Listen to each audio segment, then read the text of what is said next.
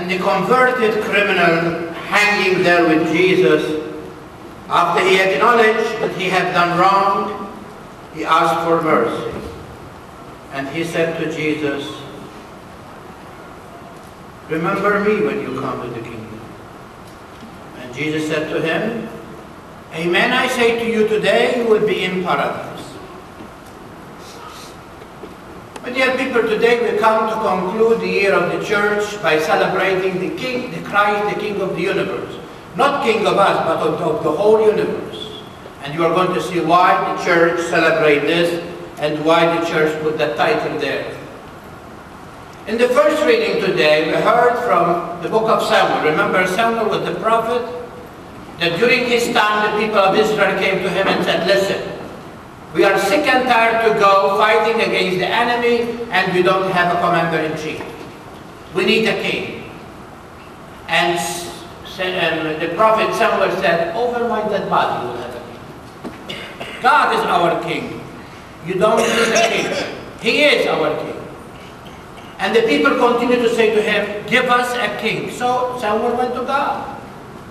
Listen carefully. And God said to Samuel, give them a king, because through the leaders I will punish them. Take it from there. And we know that Samuel consecrated Saul, the first king of the Jews, who was a great commander. He was a great person who really led them in fights and bring victory. But Saul was not according to the heart of God. So after 20 years of this nonsense that he performed, God said to Samuel, go to Bethlehem and select for me David from Jesse, and bring him so that he will be the successor of Saul. But we know that David, the young as he was, he fought Goliath and he won the victory. And of course, leave it for the woman. As he was coming from the victory, they were chanting a hymn. 1,000 for Saul, 10,000 for David. But the jealousy of Saul began to rise up and say, now, from now on, what he needs is that he will take the kingdom away from my son Jonathan. And he decided to destroy him. And that's why David flew and came to Hebron and stayed 7 years there, reigning there. When King Saul died, the elders of the Jews came to Hebron. And there they said, you are a great warrior, you are chosen by God, come and reign over us. And David made an agreement with them that he will be faithful to God and faithful to his country, to his people. And we know that he was a great warrior and a great king for 40 years. Now many of us, when we go to the polls to vote, before we go there, we read the agenda of those who are running, do we not? And we try to select the best of those who are running, because we want somebody who is really good. Although sometimes, after some years, we feel that we have done a mistake selecting this person because he is more caring about his own than our own needs. But today, we are given a king by God. God has appointed Christ as our king. And he came not with horses, not with armor. He came in humbleness and meekness.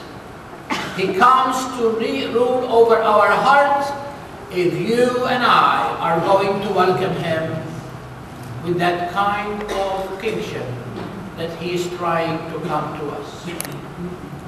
And the kingship of Christ today is not a throne of gold, it's not a scepter in his hand, it's not a gold crown on his head, but the cross. How many of you are going to vote for a criminal to be your leader? And that's why the way of humanity is not the way of God. From the throne, which is the cross, from the thorns of thorns, which is his crown, and from his open arms, the Lord Jesus is welcoming us to embrace his kingdom. A kingdom of forgiveness, a kingdom of peace, a kingdom of love, Again, a kingdom of giving totally and completely himself for the one he loved. There is no greater love than this, than one lay down his life for the one he loves.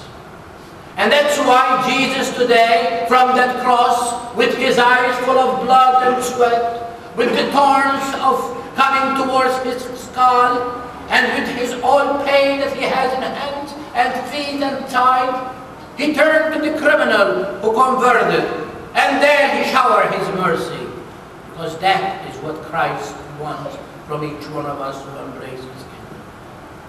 That even during the course of the time that we are going through a hard time, we don't think about me, we think about others.